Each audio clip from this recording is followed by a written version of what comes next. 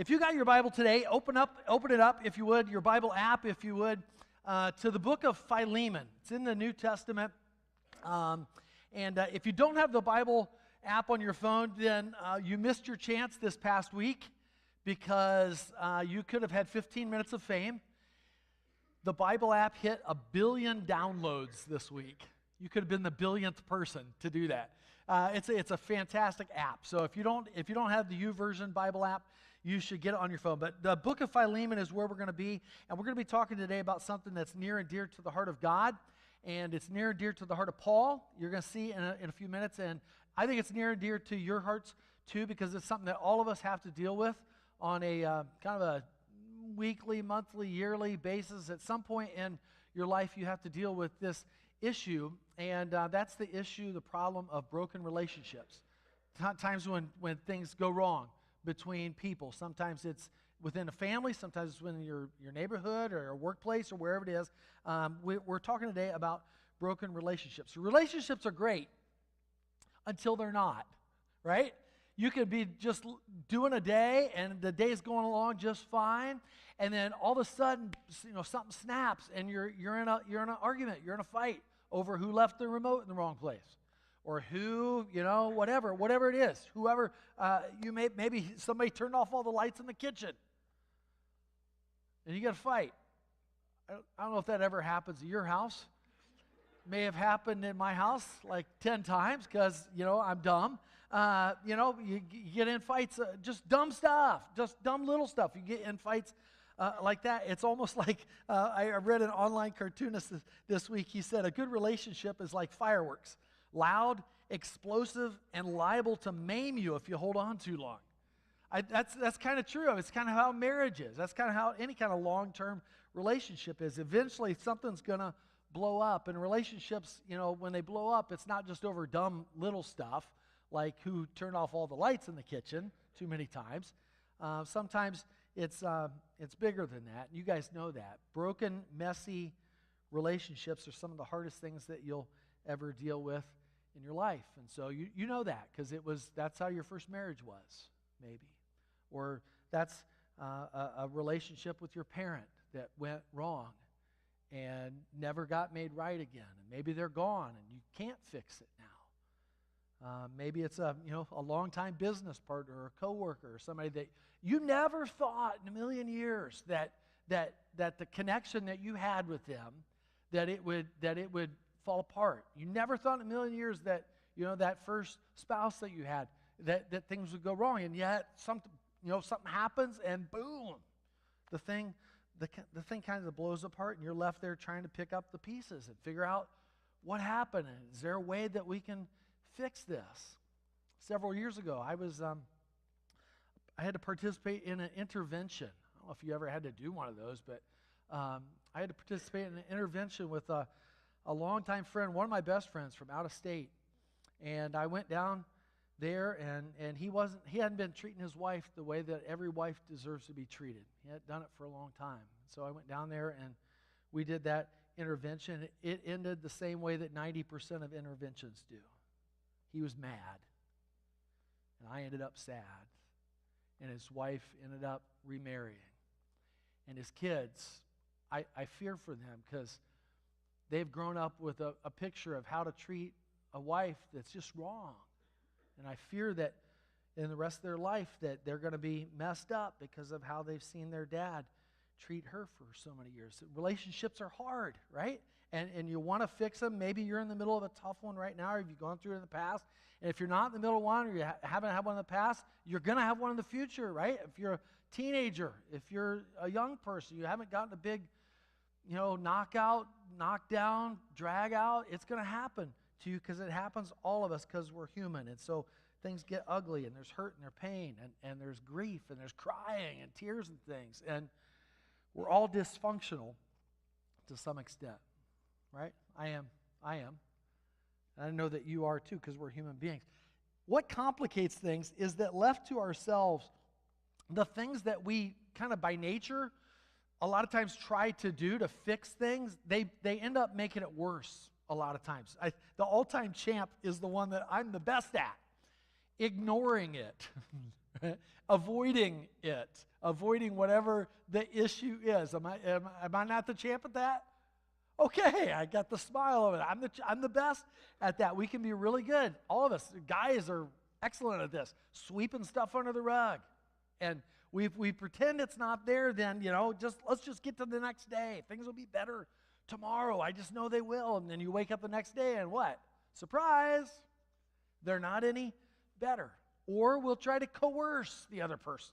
We'll try to control them. We'll try to force them into the box that we want them to be in, that we wish they were in.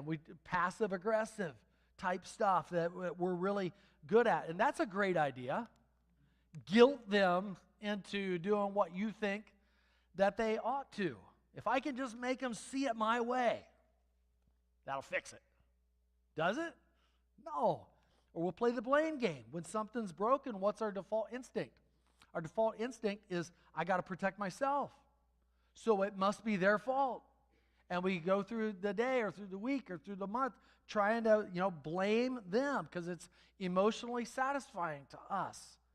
Because if it's their fault, then I don't have to look at what my part is in this broken relationship. All of those, and there are dozens of other ways that we sometimes respond to a messed up relationship that we had. All they ever do is make things worse. And so what's a better way? What's a healthier way to work through relationships that have gotten messy, that have gotten, broken and messed up? We're going to look at this book to Philemon. We just finished looking through the book of Colossians that I appreciate Chris reading from this morning, this letter that Paul writes to this church in this little out-of-the-way town, podunk town called Colossae, right? There's just a small church there. It's not big. It's just a few people. And Paul writes to them, and he says essentially what Chris said this morning. Jesus is enough. Jesus holds everything together. Hold your life together. Hold your relationships together. Hold your church together. Jesus is enough for you as an individual. He's enough for us as a family of believers because he satisfies every need of our heart. That's what Paul says to these Christians in Colossae. The good news about Jesus transforms everything about you. But there's one guy at the church in Colossae who I think was probably not 100% convinced of that.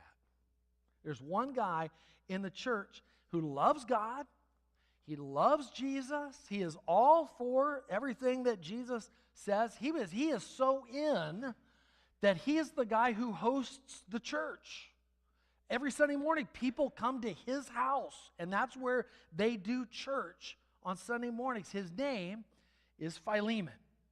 And we can't talk about Colossians that we just finished without talking about Philemon. But Philemon had a problem. His problem was a broken relationship. And we're going to look at that as we read through this personal letter that Paul wrote to Philemon that we call the book of Philemon. And this letter gets sent alongside the same letter that Paul sent to the church. So he sends one letter to the church, and he sends one letter to this guy named Philemon. How many of you have read the book of Philemon, the letter to Philemon?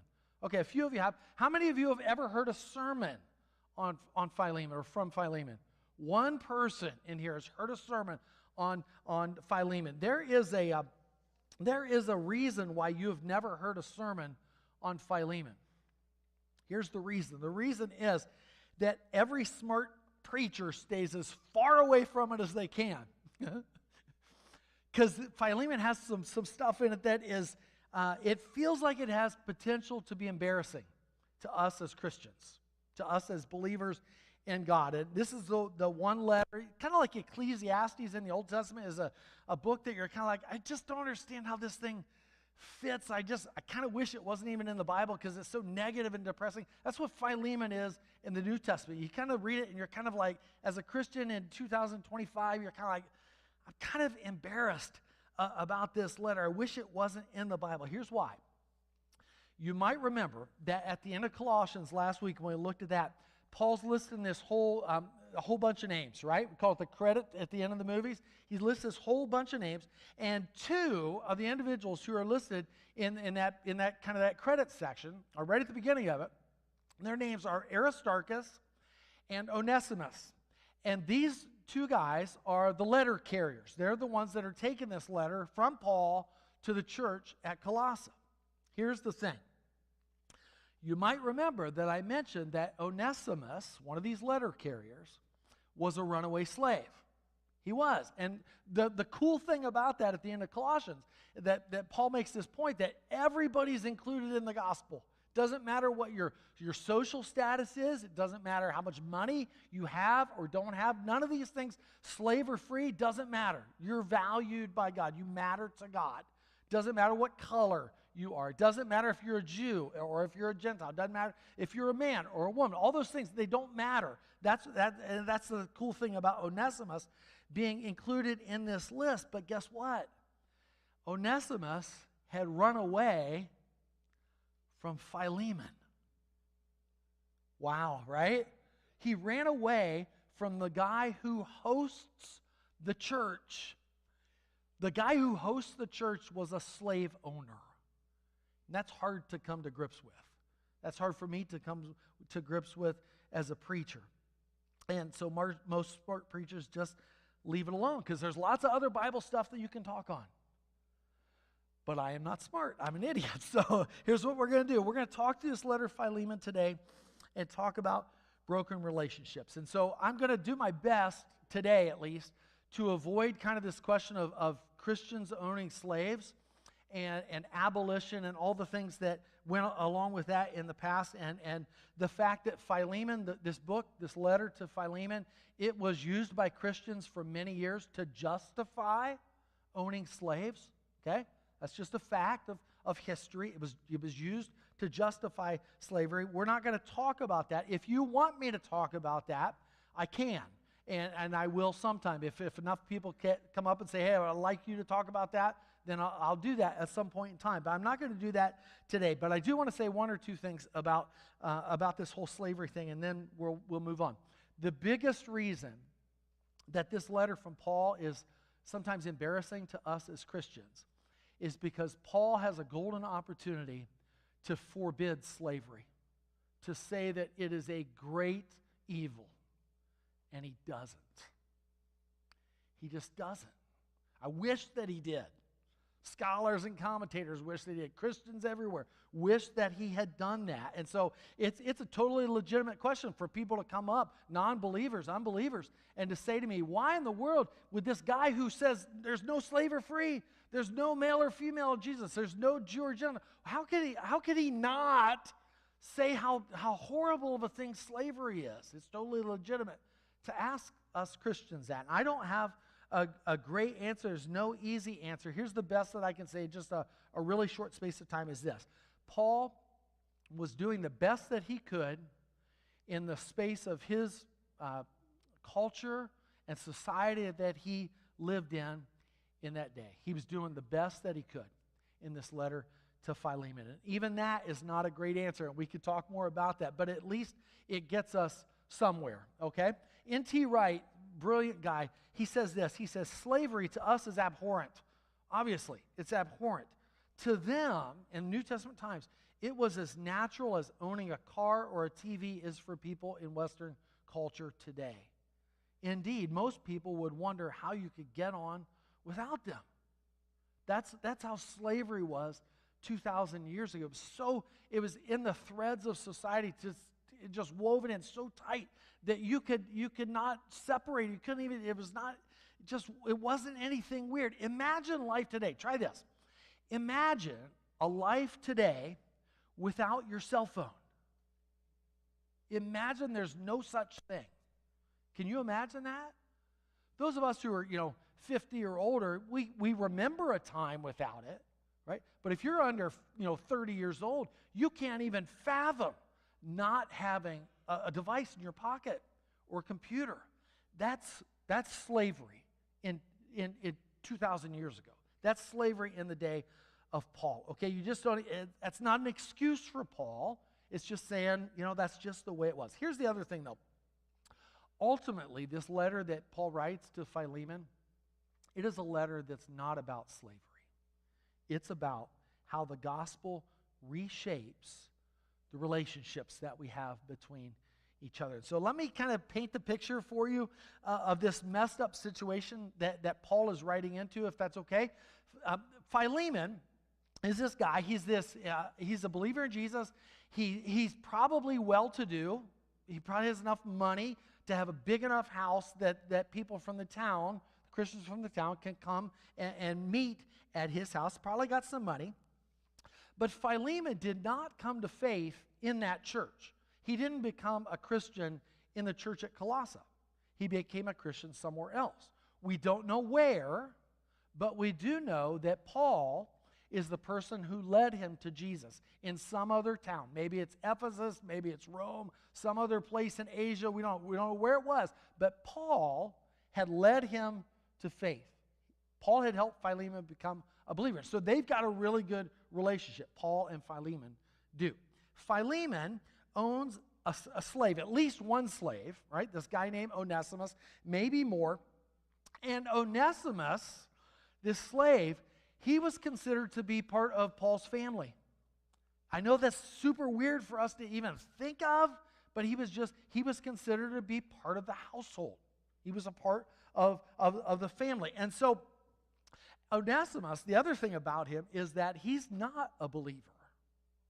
He doesn't believe. He doesn't trust in Jesus. And at some point, Onesimus gets tired of being a slave, and he decides to run away. He decides to take off, and on his way out the door, most likely, it's not a guarantee, but most likely on his way out the door, he steals some money from Philemon. He takes some valuables to finance his escape, to finance his runaway. And you might say to yourself, I would think this to myself, wouldn't he be recognized immediately? I mean, just like, would you know? Oh, that guy, that's a slave. We get him, right? We got to take him back where he belongs. The answer is, in their society, slavery had nothing to do with race. And it's hard for us to comprehend that, but it had zero to do with race. Philemon and Onesimus could walk down the street side by side, and you would have zero idea which one of them was the slave. They were that. It was just that kind of a culture that they lived in. And so it's such a weird thing. There's no visible identifiers. You couldn't tell by their color or by their race whether they were a slave or not.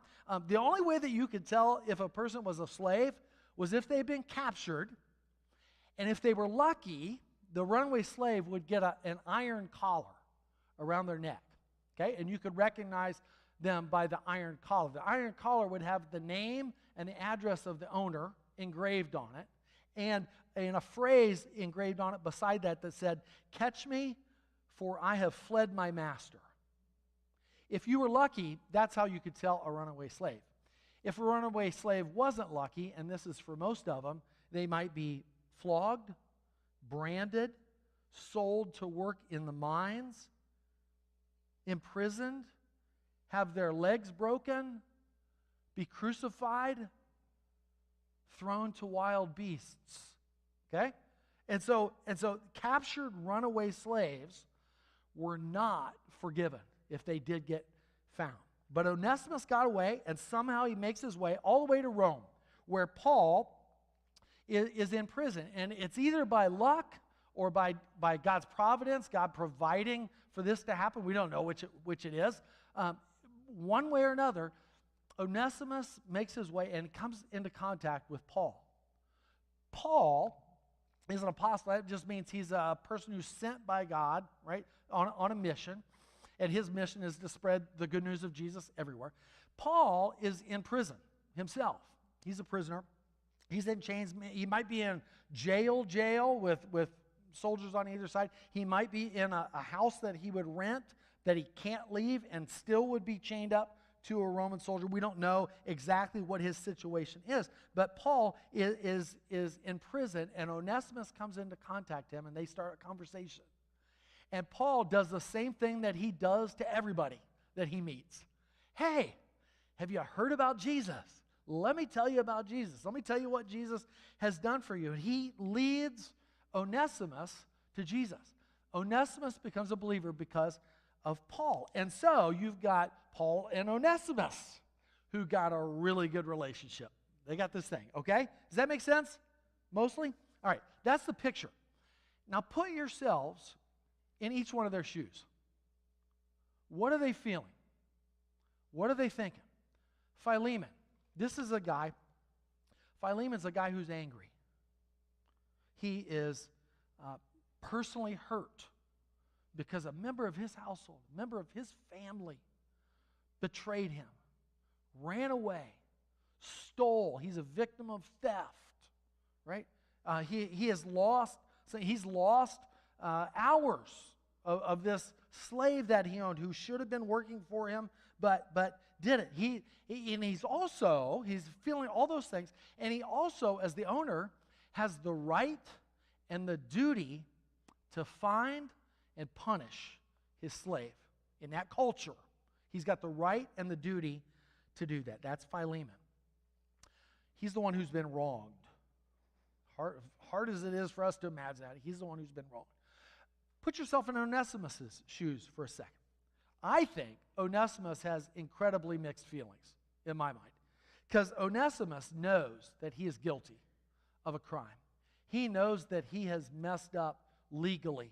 He's messed up according to Roman law. Onesimus is a guy, I can't remember exactly, maybe 1,000 miles from Colossae to Rome. I'm just guessing on the numbers. That's a long way to go, right? Living in constant fear for your life, that you be found out, that you be caught, that you'll be imprisoned for that and punished. Onesimus is a guy who knows the rules. He knows that he deserves to be killed for what he's done. He's got that on the one hand. On the other hand, he's become a new man. Isn't that weird? He's become a believer. He's found new hope and life and peace in his life because of what Paul has talked to him. Like Paul says in Colossians, he says, Onesimus, you've been moved from the dominion of darkness into the kingdom of the Son of God. So Onesimus has both these things going on in his brain at the same time. And then there's Paul. Paul, this apostle, is the guy who's stuck in the middle because he's the spiritual father of Philemon. He loves him to death. And he's the spiritual father of Onesimus, and he loves him to death. He's led both of them to Jesus. And so what is he to do? He's a leader, he's an advisor, he's a friend, he's a counselor. What does he do? He can't protect either one of them from what needs to happen. He knows what needs to happen. What needs to happen is that Onesimus needs to be sent back to Philemon. That's not any fun for Onesimus, right? He also knows that Philemon needs to accept Onesimus back. And that's not easy to do either in that culture. That's no fun for him. Everything in society is against that. Does that make sense? So you got this broken relationship between these three people, all of them feeling kind of different things. Think about the people in your life. Think about the people in your life who you are estranged from. Think about the people in your life that you've hurt or that have hurt you.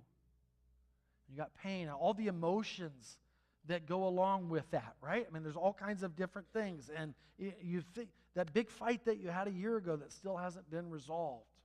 There's tension there in that mess. That's the gospel tension of this letter to Philemon is this question. Can the good news of Jesus actually change hearts when all the social norms and all the thoughts of personal rights and in our culture, all the Facebook gurus who tell you this is what you should do, and all the friends and advisors in your life, who all of them say, stand up for yourself. They say, you deserve the best. You deserve to be number one. They're doing you wrong, right? That's what everybody in our culture says. And Paul writes into that tension in Philemon. He sends this letter to this slave owner. And here's what I think. I think that Aristarchus took the letter to the church, and he handed it to the church, and they read it. And I think, this is just speculation, total speculation, I think that Onesimus took the letter to Philemon and handed it to him personally. That's what I think. Awkward, right? I can't imagine what the next few minutes look like as Philemon opens up this letter. So I'm going to read from the Message translation today, which is a version of the Bible that I don't normally read from, but I think it's important too. It's kind of a paraphrase of the Bible, because this letter that Paul writes to Philemon is different than anything else that he writes anywhere in the New Testament. It is super subtle. He uses euphemisms left and right. That's a way of saying something without actually saying it. He's almost coy about what he's asking Philemon to, or what he wants Philemon to do. And so the reason I like the Message paraphrase in this particular letter is because it helps it be a little bit clearer for us in 2025. So here's what Paul writes from the Message, and notice what he doesn't start with. Notice what Paul doesn't start with as he talks to Philemon. Here's what he says. There's only one chapter, verse 1. Paul starts his letter like this. I, Paul, am a prisoner for the sake of Christ, here with my brother Timothy. I write this letter to you, Philemon, my good friend, companion in this work, and also to our sister Apphia, probably Philemon's wife, and to Archippus, a real trooper, probably Philemon's son. And I write this to the church that meets in your house, the church of Colossae. God's best to y'all. That's what he says. The you is plural. We can't see that in English. God's best to y'all. God's best, not just to you, Philemon, to your family, to the church that meets in your house. God's best to y'all. Christ's blessings on you all. And then we come to verse 4, and guess what he does? He changes it from plural to singular. Almost the rest of the letter is singular. It's to one person. It's to Philemon. Here's what Paul says. God's best to y'all. Christ's blessings on y'all. Philemon, every time your name, your singular name, comes up in my prayers, I say, oh, thank you, God. I keep hearing, Philemon, of the love and faith you have for the Master Jesus, which brims over to other believers. And here's the key sentence of the first part. Here's what Paul says. Paul says, and I keep praying, Philemon, that this faith that you and I hold in common, this thing that we got together, I pray that it keeps showing up in the good things that we do.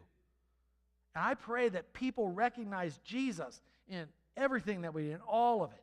Friend, you have no idea how good your love makes me feel, Paul says, and doubly so when I see your hospitality to fellow believers.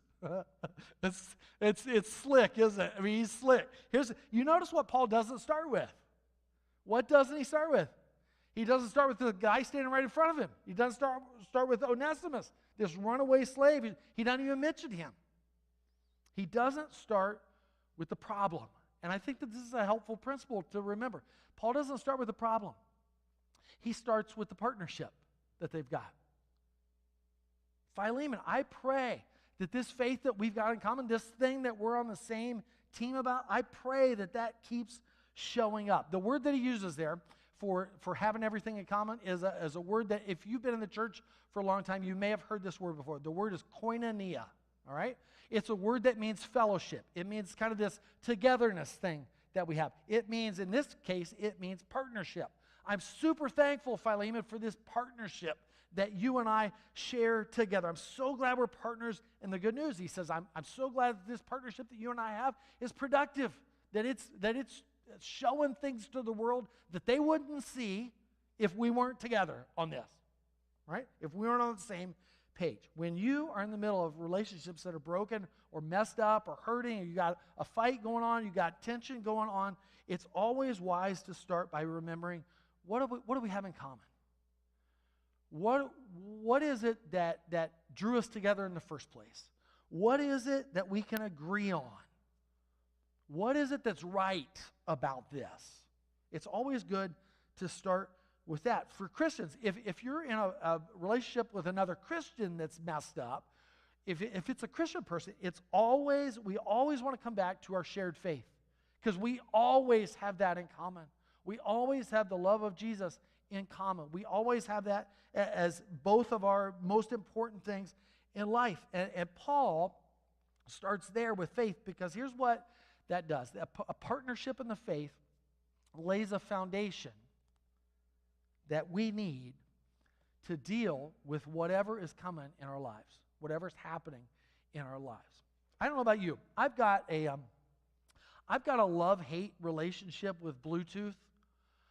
You know what I'm talking about? I leave Bluetooth off on my phone almost all the time because I hate it. When it works, it's awesome. But there have been some, you ever try to play music from your phone and try to pair it to a little speaker so you can play it louder, right? Or a big speaker or whatever it is. Have you ever tried to do that and it doesn't work? Maybe it's in your phone and your Bluetooth won't hook up. It won't sync up with your phone. It's maddening. It's maddening when you're tapping your phone and you're hitting refresh and you're pushing buttons, trying to everything you can do to get this thing to work right. It's so maddening. And then when it finally does, you're like, oh, it's just awesome because the music starts to flow out of my car speakers. It's so beautiful. I love this so much. And here's what Paul's saying. Paul's saying, remember, Philemon, you and I, we are paired in Christ. We've got this connection, you and I, this partnership. And when that thing is strong, when it's working right, then everything else in our life has a chance to sync up. Everything else in our life has a chance to work right. When you're having relational problems, start with what you can agree on. That's what Paul does. Then he goes on. Verse 8, Paul says, in line with all this, in line with our partnership, in line with the fact that we are on the same team, that we're working together on this good news, in line with all this, I have a favor to ask you, Philemon.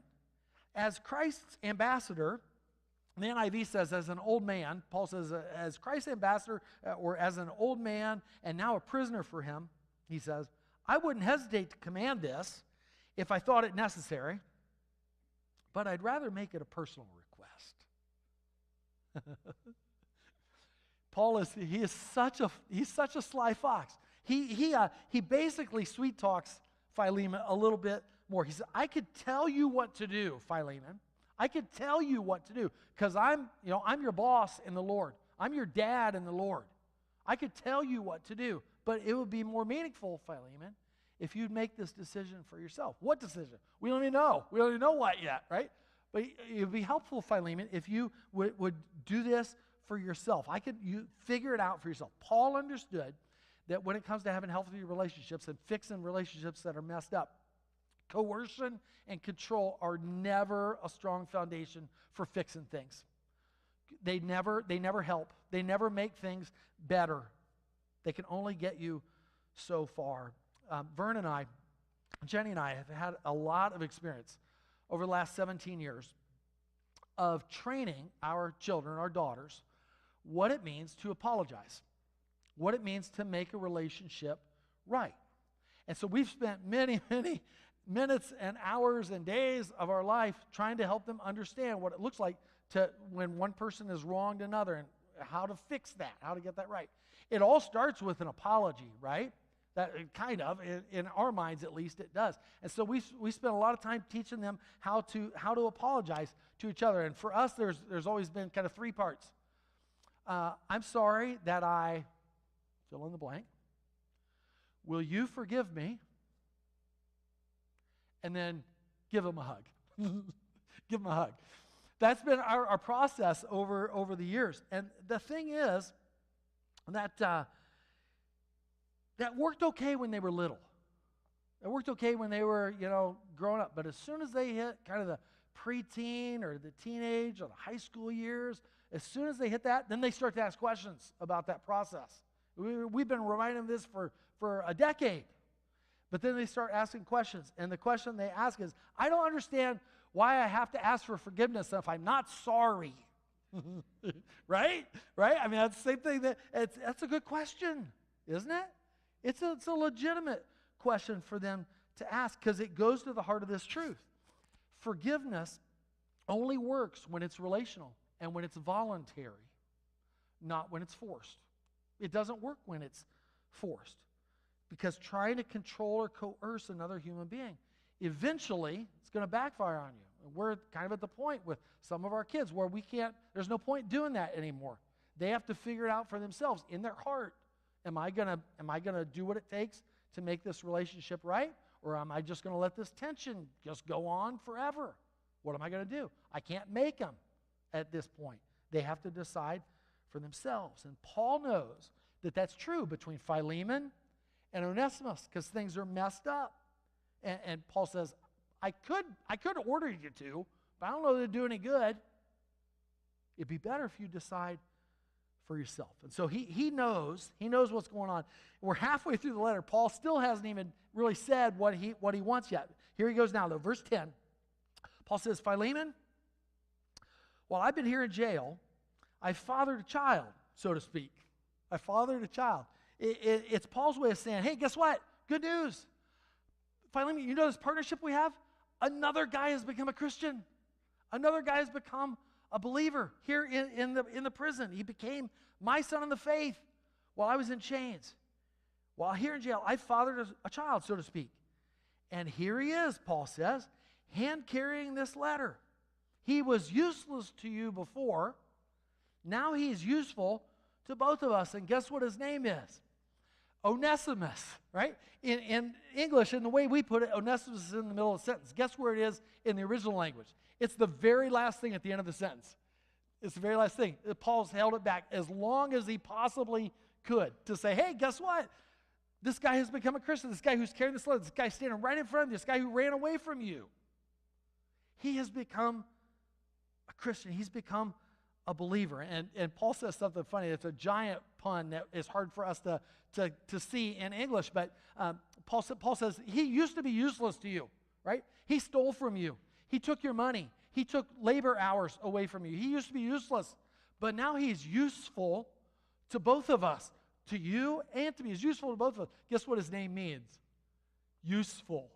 Onesimus means useful. He was useless to you before. Now he's useful to both of us. Keep reading. I'm sending him back to you, Philemon, but I tell you what, it feels like I'm cutting off my right arm in doing so. I wanted, in the worst way, to keep him here as your stand-in to help out while I'm in jail for the message. We're partners in this. We're on this together. I wish I could keep him. He could serve in your place with me while I'm in jail. But, he says, but I didn't want to do anything behind your back, Philemon. I didn't want to make you do a good deed that you hadn't willingly agreed to. Verse 15. Maybe it's all for the best that you lost him for a while. In the original language, all the commentators say that's a indirect way of Paul saying maybe God worked all this. Maybe God made all this happen. Maybe it's all for the best that you lost him for a while. You're getting him back now for good. And no mere slave this time, but a true Christian brother. That's what he was to me. And he'll be even more than that to you. More hints, more foreshadowing. Paul understood that having the proper perspective on who other people really are in the core of their being was the surest way of keeping relational harmony between them. And so he says, hey, Philemon, look up, right? Look up from the letter. Look up at this guy standing in front of you. Look at Onesimus. He used to be a slave. He's not anymore. Now he's a brother in Jesus. He's a Christian. He's a follower just like you are. When you, Philemon, when you see him like that, it changes how you think about him. It changes how you act toward him and treat him. Paul helped Philemon understand that when you look at others through Jesus' eyes, true brothers and sisters are always better than useful slaves. Always. And you see that through the eyes of Jesus. You think about Jesus living his life on the earth. 33 years, living his life here. Every single human being that Jesus ever looked at was a slave. And you say, what? That's not right. He talked to, shepherds and tax collectors and Pharisees, and he didn't talk hardly ever to slaves. No, I'll say it again. Every person that Jesus ever looked at, that he talked to on earth, was a slave. Here's what I mean. Every single human being that Jesus talked to on earth was a slave to sin. Right? And yet, we don't see Jesus treating them like slaves. We see Jesus looking at everybody that he ever ran into with treating them with respect, with dignity, at times with compassion, with love, with care.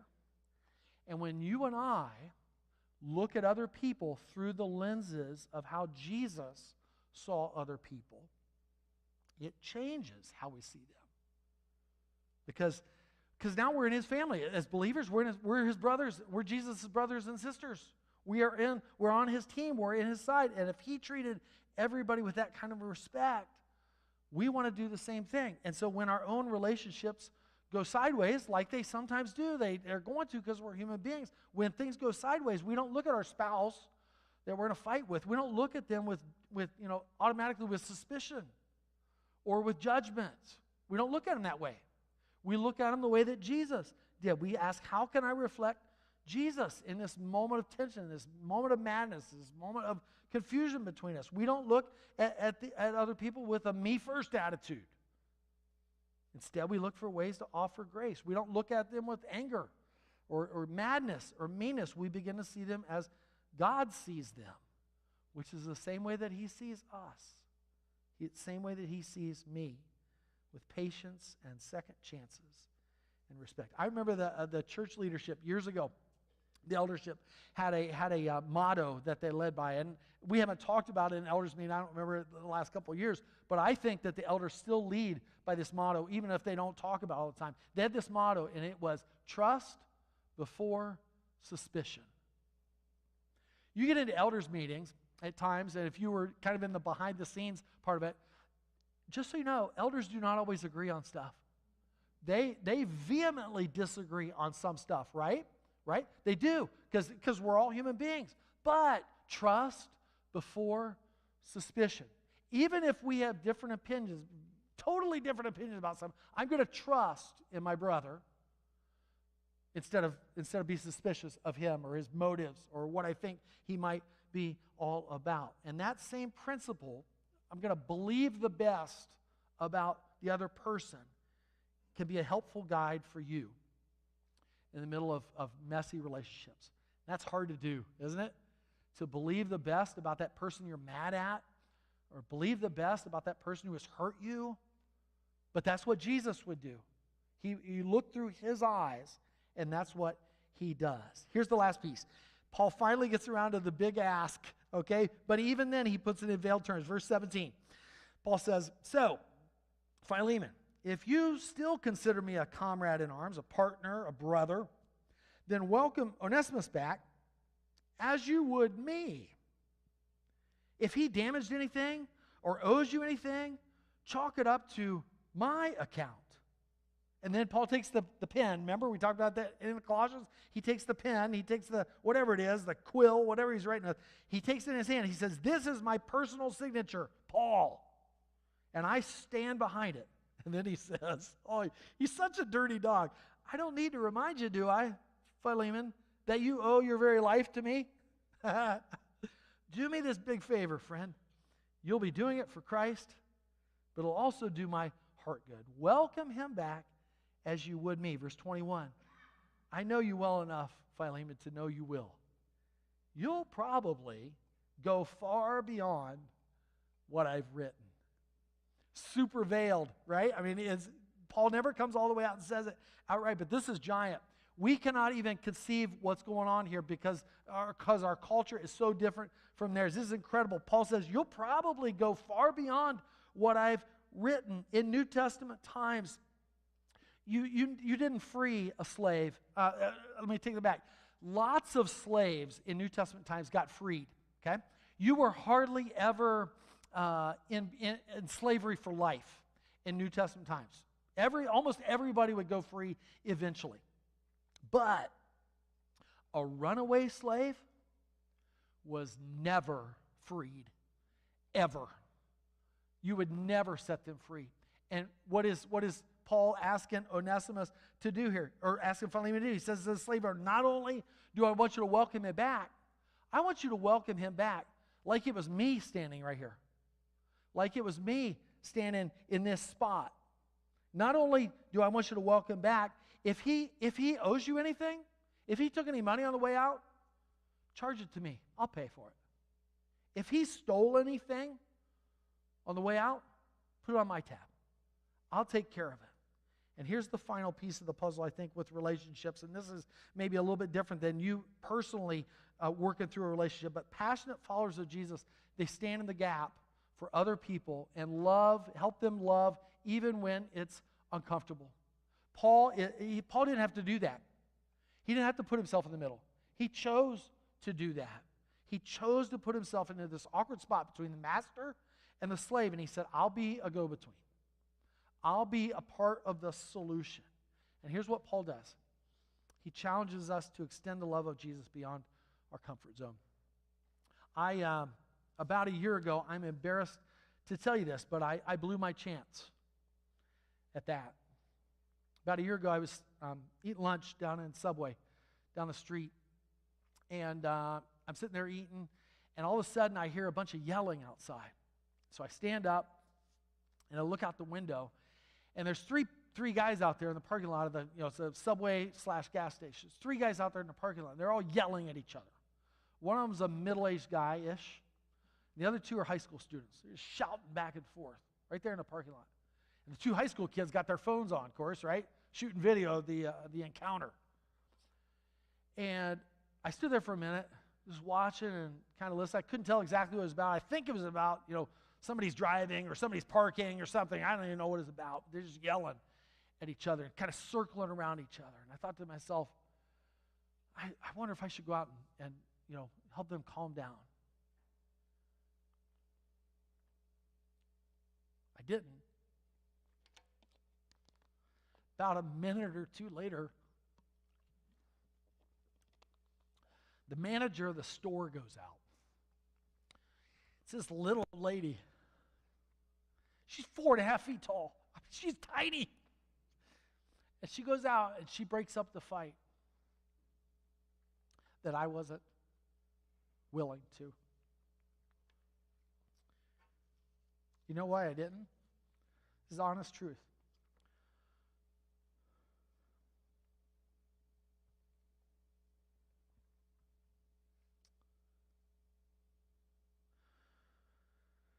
I didn't go out because I was afraid that one of them would pull a gun.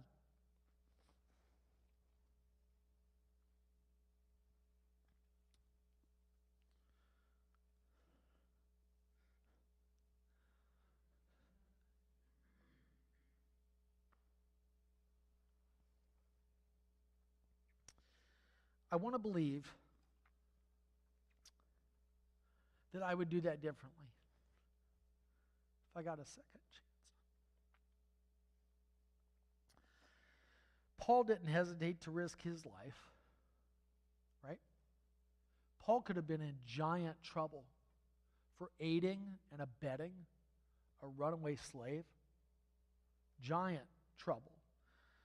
But he understood that the gospel doesn't just change us. It changes how we come together and how we bring other people together. He understood that.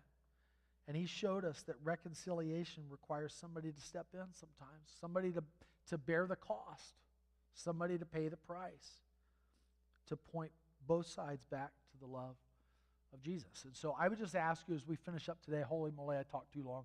I would just ask you to think about where is a place in your life today where you see a gap between 2 people, between coworkers, or between family members, where you could step in and say, hey, let me help. Let me be a part of the solution. I will take on whatever relational pain that it takes to get this worked out. That's what Paul did. Where can you and I be peacemakers and reconcilers in the name of Jesus this week and in the year to come in 2026? And by the way, Paul says, get a room ready for me. Because of your prayers, Philemon, I fully expect to be your guest again. I'm going to be there. Epaphras, my cellmate in the cause of Christ, says hello. Also, my co-workers Mark, Aristarchus, Demas, and Luke say hello. All the best to you from the Master, Jesus Christ. And I would say that to you. All the best to you today and this week and in the year to come from the Master, Jesus Christ. Let me pray for you. God, thank you for Paul. Thank you for Philemon. Thank you for Onesimus and this bizarre relationship they had that we cannot really even comprehend and understand. But God, we know that you wish for people to have relationships that are reconciled, and hurt that gets healed, and pain that gets fixed. And we know that you wanted that for them, and you want that in our lives too. Help us to follow the example of Paul, to be wise in how we handle that. Help us to step in where it is needed, God. We love you, and we're thankful for Jesus, who has put himself between you and us as a go-between, and has changed our lives because of it. And we pray in his powerful name. Amen. Amen. Real quick announcement, and that is two of them. Thank you so much for the thankful giving offering. You guys contributed, my numbers say $34,450. And so thank you so much for that. That's going to help us pay for a few technical things that we need to do here in the building, and then also give us a little bit of a buffer. Thank you so much. The other thing I want to mention is that this coming Sunday is Family Sunday, and we have a special treat. There's a community theater in the Grand Rapids area called Master Arts Theater, and they have a group of 4 or 5 performers who are going to be here on Sunday morning and performing a 25-minute little show about Christmas. And I think it's going to be really cool. That's going to be for everybody, all the way, preschool all the way up. And so it'll be same time, 10 o'clock. The thing about it is we do not pay them anything. They don't ask for a fee. They do ask that we collect a love offering. So if you have a few dollars that you can bring on Sunday morning, we'll pass the plates or have the plates in the back like normal, but to collect an offering for them. Does that make sense? Good. Go with God. We love you. Have a great week.